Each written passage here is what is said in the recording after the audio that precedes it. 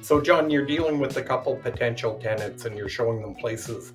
Can you tell us what are they looking for? What's the price range, area, that kind of thing? What's hot right now?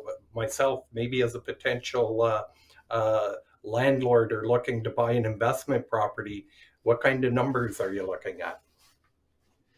Yeah, generally, what's really hot right now is townhomes. A lot of renters are looking for townhomes as something that they can afford versus a detached home.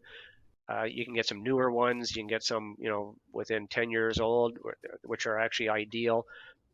Uh, a lot of tenants are looking for clean, no maintenance. A smaller backyard. It's not like they're going to be out there cutting a lot of grass. Some of them are fully decked, just a place, and a little bit of privacy is always great too. The problem with the brand new builds is you might not have grass yet. You're certainly not going to have a fence, so you don't really have any privacy in the backyard. But if you can get a townhouse that's 3 or 4 years old or within 10 years old, everything's still pretty good in it. Roughly $2,400 is the range I'm seeing. Whether that's in Orleans, is a very hot area. Barrhaven, those are two extremely hot areas that I've been looking in, and that's very popular. A lot of people are looking for that. So as an investor, yeah, if you were looking for a place, those are definitely places that you could certainly invest in, and then get your $2,400 easily. I would think. Well, no problem really. As I mentioned, and once these new places get built, and after a year or so, you get some grass installed, you get some fences up, and then they're really, really attractive. From the tenant's point of view, you're moving into a newer unit. Everything's clean, freshly painted. Uh, the appliances should be newer or fairly new if the unit is only a couple of years old. You got to watch though. Some landlords will swap them out and take them for themselves for wherever they're living, I guess, and then put in older ones. So when you do go through homes, you got to be aware of that, and make sure you do your due diligence and check, open them up, take a look, see what's inside, see how they look. I mean, if it's a newer unit or less than 2 years old, they should still be pretty good condition. And how has that changed over the last 6 months? Have you noticed that there was a price increase? Have the rent's gone up? Are the units that you're looking at now, as opposed to December, are they more expensive now?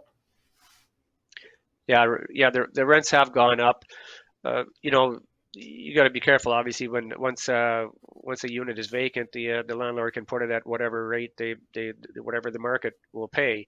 So if a tenant is already in there, obviously it's not for rent, and they can only raise it up, the allowable rate. But yeah, so anytime units are changing hands, landlords can put whatever they feel they can attract. So and they have gone up. I don't have a percentage on it, but they've gone up a few $100s for sure in the last 6 months. So you can expect, as I said, 24 seems to be a pretty consistent number. Anything under 2,400, it's going to have issues. It's not going to be newer. It's not going to be as nice. There's going to be some older appliances, maybe some carpet. A lot of people now they like the hardwood or the laminate in the basement or whatever the case may be, and they don't want have to deal with any carpet. And that's similar to what buyer, and those are popular from a purchaser's point of view as well. Those units do sell fairly quickly and sell for a good dollar as well. Those when they're the open concept, and they have no carpet and the hardwood flooring and whatnot, and that seems to appeal to a lot, especially the new generation. A lot of people want turnkey properties.